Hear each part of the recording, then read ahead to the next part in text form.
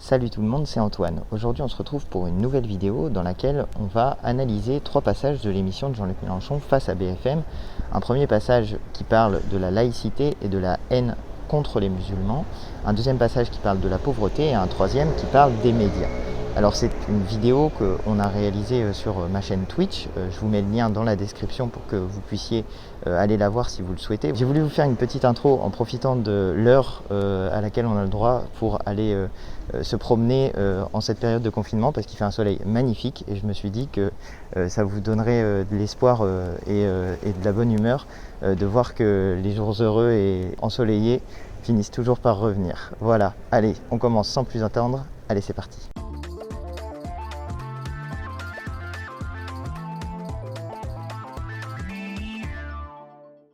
Les meilleurs moments de l'émission d'hier, on va aller regarder ça, direct sur la page de Jean-Luc. Voilà, on est en place. Ok, alors,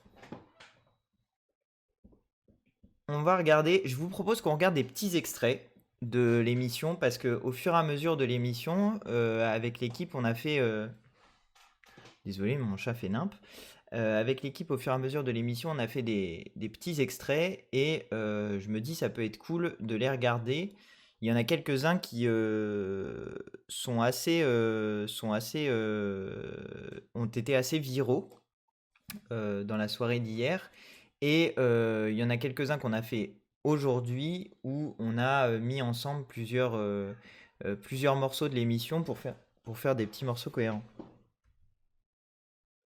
Je vous jure, ils sont flippants, je sais pas ce qu'ils font, mais ils sont en train de se... On va commencer par celui-ci, qui traite les questions haine des musulmans, laïcité et lutte contre le djihadisme, renforcement des services de renseignement. Ça dure 3 minutes et c'est top. L'islamophobie, il y a quelque chose qui est fort quand même dans le mot. C'est la phobie. La phobie, c'est pas rationnel. Vous avez la phobie des araignées, vous avez des gens, ça les rend fous de voir une araignée. La phobie, eh bien, c'est ce qui arrive à des gens qui deviennent fous quand ils voient des musulmans ou quand ils voient une mosquée, ça les rend fous. Donc le mot est pas si inadapté que ça. Mais pour ma part, c'est pas le mot que j'utilise. Je parle de haine des musulmans, parce que c'est bien de cela dont il est question. Il y a dans ce pays, fabriqué, alimenté, par tout un courant d'idées, une haine des musulmans déguisée en laïcité. La laïcité, ce n'est pas la haine d'une religion. L'État laïque, ce n'est pas un État, un athéisme d'État. Alors oui, il y a une haine des musulmans, et je suis opposé à cette haine. Et je vais vous dire, au-delà des questions de religion, la France a une longue histoire des guerres de religion. 3 siècles ça a duré, d'accord? On a tout fait, on s'est tout fait. On s'est massacré, on s'est arrêté, bref. Donc, pas de guerre de religion. Oui. Quand on est français, on sait qu'on fait France de tout bois. D'accord? C'est-à-dire que nous sommes un peuple très divers par ses religions, ses couleurs de peau et tout ce que vous voulez. Ce n'est ni la couleur de peau, ni la religion, ni même des fois la langue qui définit le français. C'est son accord et son appartenance à une communauté, la seule qui ait un sens en République, la communauté légale. C'est donc le droit de vote. Il faut... Là, je fais une petite pause. C'est peut-être pour ceux qui... je sais qu'il y a des gens qui suivent cette chaîne Twitch qui sont pas forcément des gens qui sont des insoumis ou des gens qui suivent Mélenchon depuis longtemps. Et là, on est sur une définition de la nation qui est chère à Jean-Luc Mélenchon et qui est celle issue de la Révolution française, qui était portée par le mouvement des Patriotes aussi, qui est celle de... qui fait le lien entre nation et souveraineté du peuple. C'est pour ça qu'il dit, je me souviens plus sa formule, la seule qui ait un sens en République, la communauté légale. La communauté légale. C'est donc le droit de vote. Le droit de vote, voilà. En fait, dans la manière dont on conçoit la nation quand on est un républicain, c'est qu'on considère que elle est construite, cette nation, elle est construite autour d'un programme, d'un accord collectif qu'on a sur les institutions qui sont les nôtres, les principes qui sont les nôtres, et dans le cas de la France, c'est ceux qui forment la devise de notre pays, liberté, égalité, fraternité. Et donc, l'idée révolutionnaire, tenez, on va faire même un petit détour encore pour aller voir la manière dont nos ancêtres révolutionnaires, dans la constitution, la constitution de la Première République, définissait la nation comment dire, le fait de participer à la nation et de faire partie de la nation. Et on va voir que c'est pas du tout un lien du sang, c'est pas du tout un truc qui a eu ensuite dans la version la pire, qui était celle des nazis, où il fallait avoir 2 ou 3, je sais plus combien de parents qui étaient de race aryenne pour pouvoir prétendre faire partie de telle ou telle, enfin pour pouvoir prétendre faire partie de la nation. Et là, on a une version en France de la nation qui est totalement différente depuis la République, enfin depuis la Révolution. Constitution de, voilà, 1793. Ah, je vais vous faire voir 2 trucs, ça va être assez cool. Toc. Donc ça, c'est une constitution qui malheureusement n'a jamais été appliquée. C'est con parce que c'était la plus démocratique qu'on ait eue. Ok, pourquoi tu m'embêtes? Hop. Donc qui reprend une déclaration des droits de l'homme et du citoyen extensive, et son article 35 en particulier est assez cool, que vous l'avez déjà sans doute lu, ou vous avez déjà entendu parler de cet article 35. Quand le gouvernement viole les droits du peuple, l'insurrection est pour le peuple et pour chaque portion des peuples le plus sacré des droits et le plus indispensable des devoirs. C'est une conception de la souveraineté du peuple qui est telle que elle prévoit dans la Constitution, enfin dans le préambule de la Constitution, dans la Déclaration des droits de l'homme augmentée qui précède cette Constitution, elle prévoit le droit à l'insurrection et même le devoir à l'insurrection dès lors que nous retomberions, dans un gouvernement despotique de type monarchique. Qu'est-ce que tu fous? Ah, pardon. Là, il y avait une tentative d'entrer dans mon sac à dos qui n'était pas fermée. Je vous jure, avoir des chats, c'est vraiment une attention de chaque instant. Qu'est-ce qu'il fait? Ah, je sais pourquoi, ok. Alors, autre petite blague, mon chat adore les boules caisses. Et donc, comme j'avais embarqué mes boules caisses, il est un peu bizarre là. En vrai, il a un comportement un peu étrange, j'ai peur. J'ai une des craintes aussi du propriétaire de chat qui pisse partout. Bref, donc, ce que je voulais vous montrer, c'était cet article 4 de l'état des citoyens. La manière dont est défini l'accès à la citoyenneté et à partir de là à faire partie de la nation française, il était défini dans cet article-là. Et ça dit la chose suivante. Tout homme né et domicilié en France, âgé de 21 ans accompli. Tout étranger âgé de 21 ans accompli, qui, domicilié en France depuis une année, y vit de son travail, ou acquiert une propriété, ou épouse une Française, ou adopte un enfant, ou nourrit un vieillard, tout étranger enfin qui sera jugé par le corps législatif avoir bien mérité de l'humanité, est admis à l'exercice des droits de citoyen français. Bon, il y a une version qui est... il y a un problème évident qui est posé par cette définition de l'adhésion à la citoyenneté, qui est il manque la moitié de l'humanité, les femmes. Bon. Ça, c'est le gros manque dans l'émancipation humaine de la Révolution, c'est celui-ci. On a laissé de côté la moitié de l'humanité, et c'est le problème central de la Révolution française. Mais néanmoins, moi, ce qui m'intéresse, c'est, vous voyez ce qui définit le fait d'être français à l'époque, le fait de faire partie de cette nation. C'est avoir mérité de l'humanité. Et vous avez donc cette formule qui vous fait réagir dans le chat, je le vois, qui nourrit un vieillard. Okay. Quiconque nourrit un vieillard. Voilà, moi j'aime beaucoup revenir à ces textes historiques, parce qu'ils permettent de voir ce que c'est que pour nous, pour les républicains, pour ceux qui s'inscrivent dans le courant de la Révolution française, ce que c'est que la nation, ce que c'est que la patrie, parce que c'est pareil, le mot patrie, j'ai eu un débat sur Twitter avec quelqu'un sur le sujet. Le mot patriote, il vient du mouvement des patriotes, qui étaient en fait ceux qui défendaient qui était un mouvement insurrectionnel hein, de la Révolution et qui défendait la pleine souveraineté du peuple, y compris qui était du genre ceux qui poussaient ce fameux article 35, le droit à l'insurrection.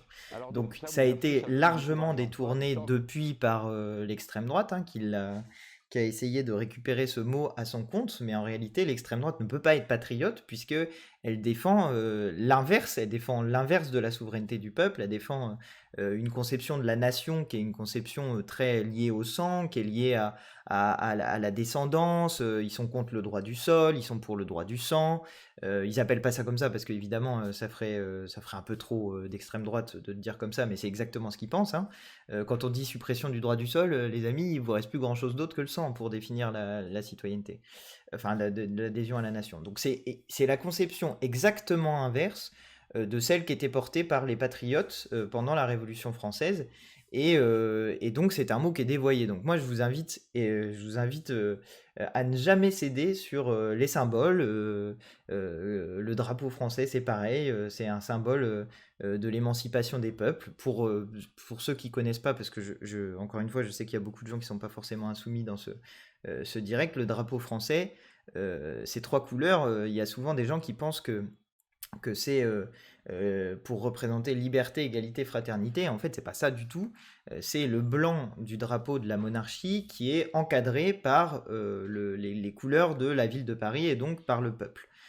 C'est ça le sens de notre drapeau, c'est normalement le pouvoir monarchique limité et encadré par le peuple. Voilà, et donc c'est aussi l'inverse de ceux qui nous disent que la France, telle qu'ils l'imaginent, c'est une France qui remonte depuis longtemps. Pour nous, la nation française telle qu'elle est compréhensible aujourd'hui, elle prend son sens et elle prend voilà, c'est sa définition au moment de la Révolution avec des textes comme celui-ci. On revient à la vidéo, j'ai fait un long détour, mais je pense que c'était assez cool pour vous permettre d'avoir cette vision d'ensemble sur ce qu'est la nation, et vous allez comprendre d'autant mieux ce qu'il dit après, puisqu'il dit on est en train de construire la nation française, et vous allez, je pense, mieux comprendre peut-être pourquoi il dit ça pour ceux qui n'ont pas forcément suivi. Il faut savoir raison garder et surtout ne pas commencer par mépriser les autres. D'abord, je vais vous dire, je vais résumer en une phrase, moi j'aime bien. J'ai dit tout à l'heure, la philosophie, je ne l'ai pas dit, j'aurais dû le dire, la philosophie de mon programme, harmonie des êtres humains entre eux et avec la nature. Là, à votre question que vous me posez, voici la réponse sur le fond. 1. Le djihadisme terroriste doit être éradiqué. Et par conséquent, il faut que l'organisation de la sécurité soit faite différemment. 2. Les musulmans de France doivent être respectés. Il y en a assez de les traiter comme des suspects, de les montrer du doigt sans arrêt. C'est insupportable. Je le dis avec force. Et tant pis si ça déplaît à quelques-uns qui aimeraient bien que je les maudisse. Ce ne sera pas le cas. Nous sommes en train de construire la France, Madame Elkrief, parce que la France, c'est 67 millions d'habitants. Quand on a fait la constitution de la Ve République, on était à peine 50 millions, on ne devait même pas y être. Et cette France a été brassée, bousculée, poussée à dia. Et le moment est venu de la rassembler, mais comment? Pas avec comment dire, des propos angéliques et bêlants, ou l'inverse, en montrant les gens du doigt, en la politisant. C'est pourquoi je pense que quand on va passer à la Sixième République, quand on va faire une nouvelle constitution... Là voilà, vous avez le centre de la définition de comment on construit la nation, comment on refonde un contrat politique qui fait qu'on forme tous ensemble une nation, dans la manière dont Jean-Luc Mélenchon conçoit le fait de passer à une sixième république. Il y a aussi, et c'est central dans ce travail-là, c'est le travail de la constituante et le fait que les gens, l'ensemble des gens, les citoyens français puissent participer à la définition des nouvelles institutions et définissant ces nouvelles institutions puissent définir ce qui fait qu'on forme une nation tous ensemble. C'est ce qui, souvent, il résume ça par la formule le peuple peut se refonder en refondant ses institutions. Et donc là, c'est ce qu'il explique tout à la fin. En la politisant. C'est pourquoi je pense que quand on va passer à la Sixième République, quand on va faire une nouvelle constitution. Le peuple français va se reconstituer comme peuple un et indivisible. Voilà mon projet politique et ma stratégie révolutionnaire. Le peuple uni, la France, ne doit pas s'en aller en morceaux, et ceux qui la dirigent, en particulier M. Macron et son équipe là, ne doivent pas jeter de l'huile sur le feu en permanence. Il faut mettre un terme à la tentation de la guerre de religion qui aujourd'hui parcourt les milieux extrémistes. Voilà. Voilà cet extrait que je voulais absolument vous montrer parce que je l'ai trouvé vraiment super chouette. Et il y en a un autre. Il y en a un autre aussi que je tiens absolument à vous montrer dans ce petit live. Voilà, c'est ça, ma première mesure. Ça, c'est pareil, ça a été un des passages les plus suivis, les plus commentés de l'émission. C'est, à un moment donné, on lui demande, c'est quoi votre première mesure? Alors voilà, 2022, vous êtes élu. Première décision, première grande mesure. Évidemment, la plus symbolique serait la convocation d'une assemblée constituante pour passer à la 6e République. Mais je vais... Et donc là, vous voyez aussi la cohérence de ce qu'il disait à propos de ce dont on vient de parler, parce qu'une des urgences, de fait, c'est de faire en sorte, un des risques dans notre peuple, c'est qu'il y ait une dislocation du fait que certains essayent de nous diviser, que ce soit les terroristes qui essayent de faire en sorte qu'on regarde, nous, les musulmans comme des adversaires, et que les musulmans se disent puisqu'on nous regarde comme des adversaires, alors la pente à prendre est celle de la violence, et à la fois parce que l'extrême droite essaye justement de construire cette division du peuple français entre d'un côté les musulmans et de l'autre les autres. Et justement, c'est aussi pour ça que la 6e République est pas seulement un outil constitutionnel pour que ce soit plus démocratique, c'est aussi un outil de construction de notre peuple et de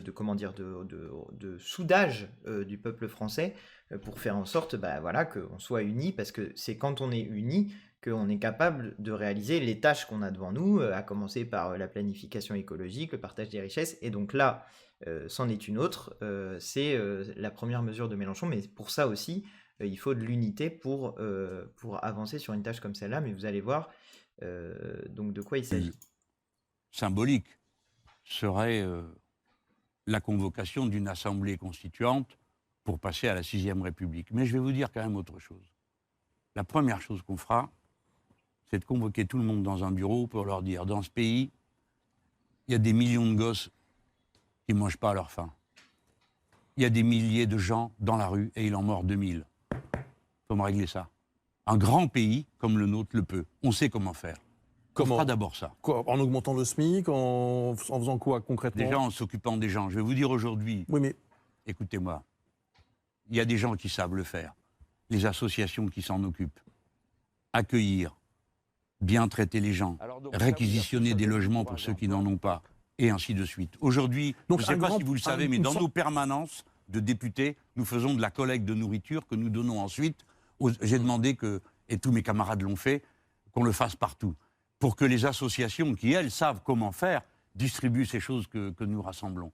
Un grand pays comme la France, il y a des gens qui ont faim, il y a des gens qui ont froid, il y a des gens qui n'ont plus d'eau, il y a des gens qui n'ont plus de toit sur leur tête. Ça, c'est insupportable. 10 millions de pauvres, d'après des Aujourd'hui, le Secours catholique s'est exprimé sur le sujet. C'était terrifiant comme situation. Donc, ce serait la première chose à faire pour vous, tout de suite dire, on va s'occuper de ces 10 millions de personnes. La première chose qu'on a à faire, c'est de tendre la main à celui qui est tombé. C'est une belle formule, non? La première chose qu'on a à faire, c'est de tendre la main à celui qui est tombé. Et c'est le point de vue quasi opposé aux libéraux et à ceux qui nous disent en gros que c'est quoi leur formule? C'est en gros on peut s'en sortir, il suffit de le vouloir. C'est ce qui donne à la fin des formules comme pour trouver un travail, il suffit de traverser la rue. C'est ce qu'avait dit Macron, qui parlait aussi des gens qui ont réussi et de ceux qui ne sont rien. Donc ceux qui ne sont rien, tel que le décrit Macron, c'est précisément ceux qui meurent dans la rue, ceux qui et pour lequel il a du mépris, il a une manière de traiter ça qui est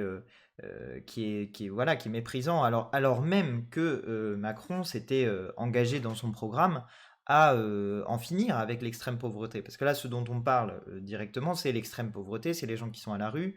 Euh, il faut savoir que vous avez... y avait eu une polémique il y a 4 ans, quelque chose comme ça, avec, je crois que c'était RTL, qui avait fait un fact-checking parce que Jean-Luc avait dit justement il y a 2000 personnes qui meurent dans la rue chaque année. Et boum, fact-checking, non, non, pas du tout. Pas du tout. C'est pas 2000, c'est 560. D'ailleurs, il y a le collectif des morts de la rue qui fait le décompte chaque année des gens qui meurent dans la rue. Sauf que le collectif lui-même, des morts de la rue donc, donne le chiffre des personnes qu'il trouve mortes dans la rue. Et ce chiffre, c'est en général autour de 600. C'est entre 500 et 600 tous les ans. Voilà, c'est le nombre de personnes qui souvent sont tellement désocialisées que on ne peut pas même mettre une identité sur les personnes qui meurent. C'est vous dire à quel point la pauvreté est et c'est aussi quelque chose que Jean-Luc explique souvent, c'est pas seulement une pauvreté matérielle, c'est aussi une pauvreté sociale, c'est-à-dire que vous vous désocialisez et quelque part, quand on en vient jusqu'à oublier comment vous vous appelez, à ne plus connaître votre nom ou même votre prénom, c'est une forme de disparition en réalité qui précède la mort elle-même. Euh, et ça, bon, c'est intolérable dans un pays comme la France, c'est intolérable quand on donne 3 milliards d'euros aux plus riches en supprimant l'ISF. Enfin, je veux dire, pourquoi pas, à la limite, on pourrait leur filer du fric, mais pas, pas tant que il y a des gens qui sont en train de mourir dans la rue. Ça, c'est pas compréhensible, et je pense que n'importe qui, enfin, je veux dire, à part ceux qui, de toute évidence, c'était pas assez d'avoir du fric, enfin, ils en avaient pas assez, mais à part eux qui veulent toujours plus de fric, même si ça veut dire des gens qui meurent dans la rue, les autres ils comprennent pas, ils comprennent pas, tu vois, genre des êtres humains normaux, on se dit bah non, gars, t'es riche, tu partages et tu fais en sorte qu'il y ait personne qui meurt dans la rue. Mais non, eux, ça leur passe au-dessus, a priori ça leur passe au-dessus. Bon, mais ce collectif donc qui fait le point chaque année sur les personnes qui sont trouvées mortes dans la rue, dit lui-même que le chiffre est 3 à 4 fois plus élevé. Ce chiffre, donc, ça donne à peu près 2000 personnes qui meurent dans la rue chaque année. Et de fait, c'est pour un pays comme la France intolérable, d'autant qu'on avait réussi à éradiquer l'extrême pauvreté. Et je vais réagir aussi sur ce que dit Ragben. Euh, oui, on fabrique des bancs anti-SDF, effectivement. C'est-à-dire que plutôt que de traiter le problème, c'est-à-dire que de faire en sorte qu'il y ait personne qui meurt dans la rue, eh ben, on va essayer de faire en sorte, enfin, pas moi, hein, mais les gens qui fabriquent ce genre de matériel et qui en passent la commande, ils vont fabriquer des ustensiles qui empêchent les gens de dormir. Alors, il y a Koji Mention, qui n'a pas encore eu vent de cette horreur. Et ben, je vais te montrer. Ban anti-SDF. C'était d'ailleurs une des choses qu'on avait portées pendant la campagne municipale à Châteauroux qu'on avait faite, parce que le maire de Châteauroux, Monsieur Avrous, il installe lui justement des bancs anti-SDF. Il installe des bancs pour que on puisse pas, pour que les SDF puissent pas s'installer dessus, et donc on préfère qu'ils soient par terre plutôt que d'être sur un banc. Et en gros, quand vous êtes SDF, alors vous vous demandez peut-être pourquoi ils dorment sous les ponts. Bah, parce que sous les ponts il pleut pas. Quand il pleut pas sous les ponts, donc c'est toujours ça de prix. Et puis pourquoi ils se mettent sur des bancs plutôt que sur le sol? Bah, parce que ça fait un tout petit peu moins froid. Et ça, même ça, on empêche les gens d'y avoir droit. Donc on va aller regarder pour bien se rendre compte du genre d'horreur que c'est. Donc sur des paliers, vous allez installer des boulons pour éviter que les gens puissent s'installer sur la petite marche qui va faire que vous avez un peu moins froid. Là, on voit qu'il y a a priori une bouche d'aération d'une cave, donc ça c'est pareil, c'est des choses qui dégagent un tout petit peu de chaleur et qui permet donc d'avoir moins froid. Et ben non, on va foutre des boulons pour éviter d'avoir des clochards dans le chemin. Et bon, le métro pareil évidemment, hein. Avant vous aviez des bancs, là maintenant on met des chaises individuelles pour éviter que les gens puissent s'installer, parce que dans le métro en plus il fait chaud, donc voilà.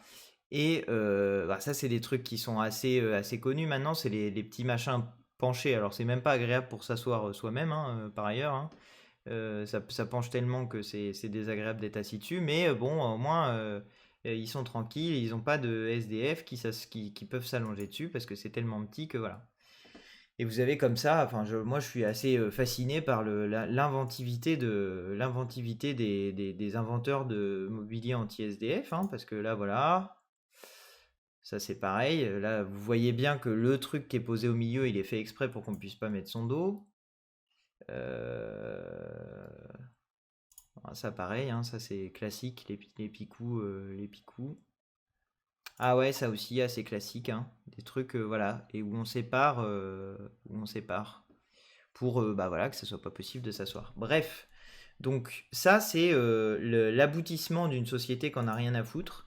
L'aboutissement d'une société dans laquelle plutôt que de venir en aide à ceux, plutôt que de tendre la main, comme le dit Mélenchon, à ceux qui sont dans le besoin, à ceux qui sont en difficulté, ben non, on va pas faire ça, on va faire plutôt des bancs pour les empêcher de s'allonger, parce que après tout, s'ils sont dans la rue, c'est parce que c'est eux qu'on déconne, hein. Ça peut pas être la société qui les a emmenés dans cette situation, non, c'est de leur faute à eux, c'est une responsabilité personnelle, et d'ailleurs, de l'autre côté, c'est ceux qui s'enrichissent, nous dit-on, c'est ceux qui réussissent, ceux qui sont meilleurs que les autres, ceux qui voilà, alors qu'en réalité, la plupart du temps, la réussite est aussi un fait social, c'est-à-dire vous partez pas dans la vie avec les mêmes chances, pas avec les mêmes chances en capital économique, pas avec les mêmes chances en capital culturel, parce que même si on est censé avoir tous la même école, déjà on sait tous que c'est pas le cas.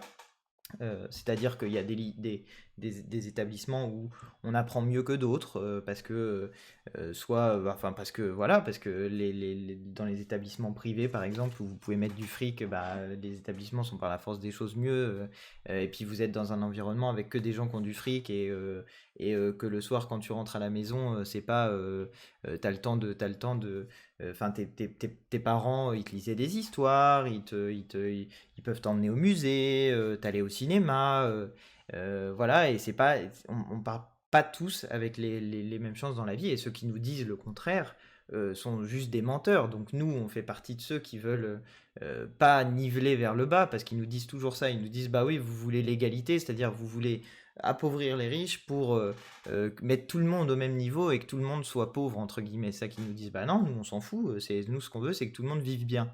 C'est-à-dire que tout le monde puisse avoir un niveau de vie décent. Et donc, il y en a qui ont un niveau de vie indécent. Il y en a qui ont un niveau de vie indécent dans le plus bas, c'est-à-dire ceux qui effectivement sont à la rue, ils meurent, ils n'ont pas de toit sur la tête, et c'est indécent que notre société les mette dans cette situation-là. Puis il y en a d'autres qui ont un niveau de vie indécent, parce que dans le même temps qu'il y en a qui meurent, il y en a qui ont des gros yachts. Il y en a qui ont une fortune qui se compte en milliards d'euros, pas en millions, hein, pas en millions, en milliards, c'est-à-dire 1000 fois plus que si vous gagnez au loto, par exemple. Eux, c'est comme s'ils avaient gagné, certains, 1000, voire 2000 fois à l'euro-million, et genre l'euro-million des beaux jours, tu vois. Donc voilà, c'est tout à fait injuste, et ça, personnellement, ça m'agace beaucoup, mais pour l'instant, on a encore du chemin à faire pour convaincre tout le monde, vu que ce qu'on nous réplique, ce qu'on nous rétorque, c'est que on veut donc niveler par le bas la société. Alors, on va se regarder d'autres petits extraits. J'aimerais bien vous trouver celui sur les médias. Donc, cet extrait sur les médias, je l'ai enfin trouvé. On en a fait un petit peu plus long pour mettre plusieurs choses ensemble.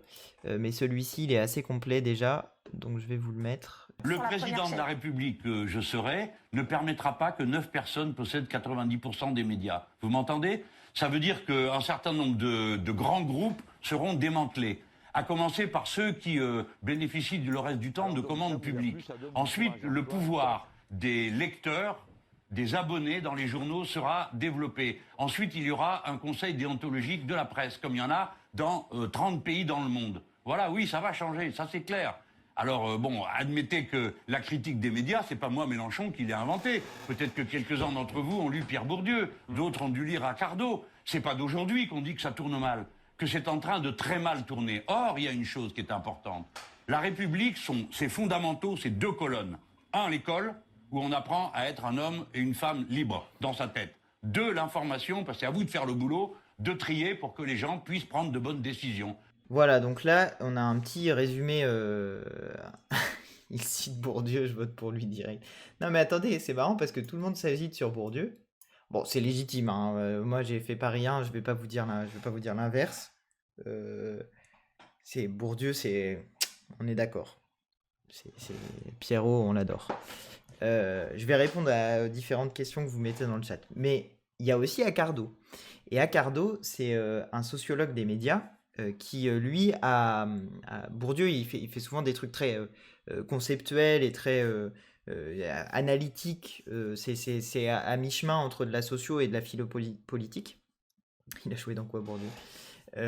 Et Accardo, lui, pour le coup, c'est un sociologue de terrain et qui allait interroger les journalistes. Et moi, je vous invite à regarder un bouquin qui s'appelle... bon, alors, il faut avoir le temps de le lire parce qu'il doit faire 800 pages, quelque chose comme ça. Exactement, ça s'appelle Journaliste précaire, journaliste au quotidien, comme le dit notre Robespierre.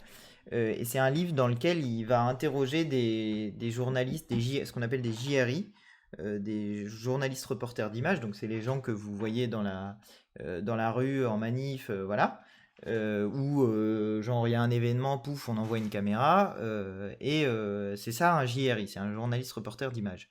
Et il explique, il parle avec eux, il fait ce qu'on appelle des entretiens semi-directifs, où il pose des questions pour essayer de leur faire dire comment c'est leur vie, etc. Et de fait, la vie des journalistes reporters d'images, c'est de la merde, parce qu'ils sont précarisés volontairement, parce que, alors je vous explique très vite fait, mais on fait exprès de précariser les gens qui font ce travail-là, parce que les chefs dans les bureaux qui décident de ce qu'il faut montrer, et je dis bien de ce qu'il faut montrer, les chefs dans les bureaux demandent des images. Donc, comment ça se passe? Vous avez le fil de l'AFP, et le fil de l'AFP, c'est un truc qui vient en continu tout le long de la journée. Vous avez les brèves, vous avez des articles, vous avez des dépêches, voilà, qui sont devenus aujourd'hui, le fil de l'AFP, c'est devenu le truc que regardent tous les journalistes, les chefs de rédaction, pour savoir ce qu'ils doivent dire. C'est-à-dire quels sont les thèmes qui sont dans l'actu au moment où ils sont devant le fil de l'AFP. Et donc, en rapport avec ce fil de l'AFP, quand il s'agit de la télévision, des chaînes d'infos en continu, on va envoyer des gens sur le terrain pour obtenir les images qui correspondent à ce qu'on voit sur le fil de l'AFP, qui est la base de l'information de tout le monde. Petite parenthèse, je reviens après sur mes journalistes reporters d'images, mais petite parenthèse, c'est la raison pour laquelle quand vous tapez un mot dans Google, vous avez 3 ou 4 articles la plupart du temps qui s'affichent en haut là, qui sont quasi le même titre, quasi le même article, et que vous alliez sur RTL, BFM, Le Figaro, Le Monde, etc., vous avez à peu près le même article partout. Ça, c'est ce qui s'appelle du bâtonnage en journalisme, c'est-à-dire, c'est un truc qui est expliqué dans le bouquin de Ruffin d'ailleurs, Les petits soldats du journalisme, je vous invite à le lire si vous ne l'avez pas fait. Lui, c'est sur l'apprentissage du métier de journalisme. Bon.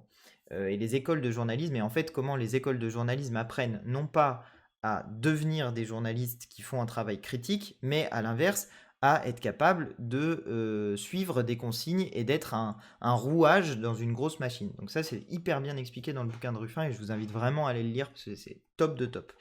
Et donc, cette technique, ça s'appelle le bâtonnage. Ça consiste à, vous prenez une dépêche AFP, poum, vous la retapez un tout petit peu, puis pouf, ça vous fait un article, bim, vous allez rechercher dans Google Trends quelles sont les tendances de recherche autour d'un sujet, et puis vous mettez ça, vous avez un article, pof, il va tomber dans les résultats de recherche, et vous vendez de la pub à fond de balle, parce que vous avez le meilleur article qui va s'afficher tout en haut de chez Google. Ça, c'est le fonctionnement pour la presse en ligne. Et puis, vous avez le même fonctionnement qui fonctionne désormais avec les chaînes d'infos en continu. Et donc, je vous disais, les chefs des rédacs, ils disent ah là, j'ai vu dans le fil AFP, il y a telle manif à tel endroit, et a priori, c'est en train de chauffer, donc ramène-moi des images de la poubelle qui brûle. Tu vois.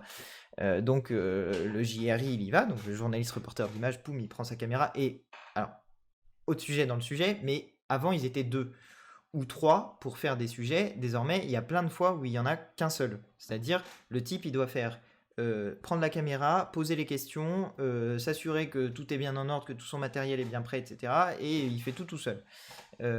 Bon, donc il y va avec sa caméra, pouf, et il est censé ramener des images qui correspondent au fil AFP.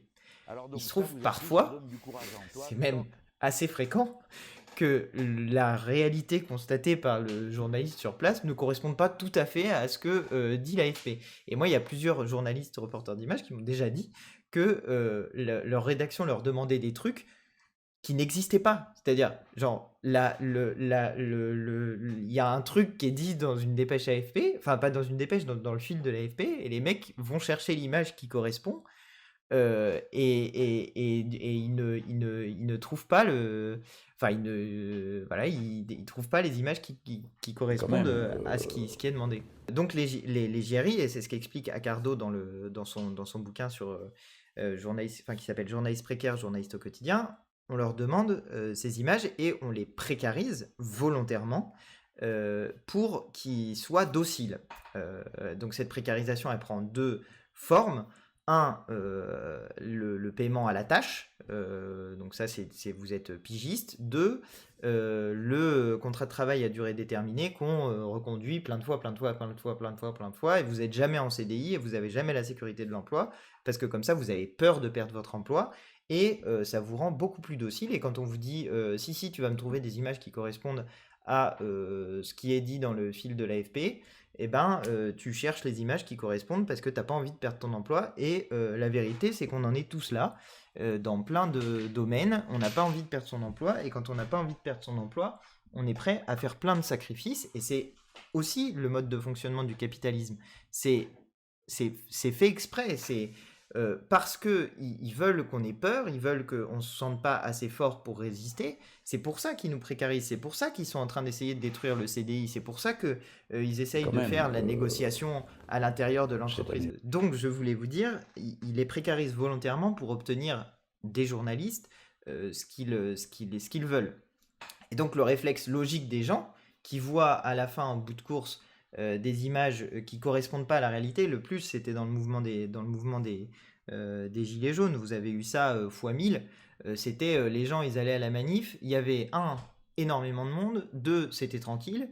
Et ce que ça donnait quand on regardait la télé, c'était qu'ils étaient violents et il y avait personne. Donc les gens, ils se disaient, ça correspond pas tout à fait à l'histoire. Bah, c'est pas de la faute des journalistes qui sont sur place, c'est de la faute de ceux qui demandent des images dans lesquelles il n'y a personne, et si possible, s'il y a des gens qui cassent des trucs, on aimerait bien avoir